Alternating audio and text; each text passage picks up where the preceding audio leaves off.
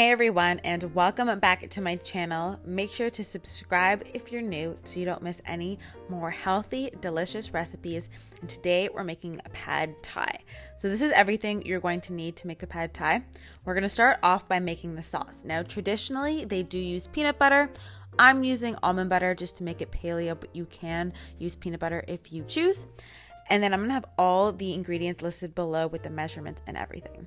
I'm adding in some coconut aminos, which is a great alternative to soy sauce, some rice vinegar, some fish sauce, which helps to give pad thai that classic pad thai flavor, as well as the juice of half a lime. So all these things really give that classic pad thai flavor, especially with the almond butter, which is loaded with healthy fats and it's going to help keep you full. I'm adding in just a little bit of water and then I'm going to whisk the sauce, and this is what we're going to be pouring in once we've cooked everything else. So just whisk it together.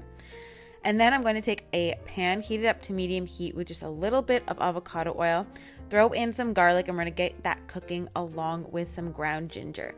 Tons of flavor, and both ginger and garlic are antimicrobials, antibacterials, great for your immune system, and they just give such a nice flavor.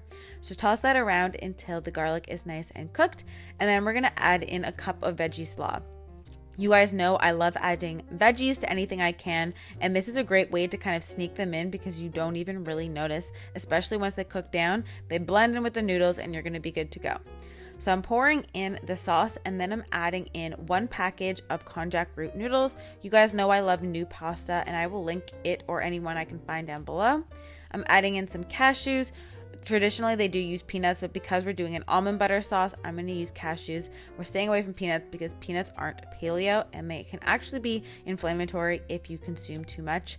And then all you have to do is stir that together until the sauce kind of thickens up and you have your pad thai, so you can go ahead and plate it. This is a super easy, simple recipe that you can definitely meal prep in advance. It tastes so delicious. I'm finishing it off with a little bit of green onion, again, as traditional pad thai is, a little bit of extra lime to squeeze on the top, and it's so delicious. The sauce tastes so decadent and it's super easy to make. So I hope you guys enjoyed this video, and I will see you in my next one. Bye guys.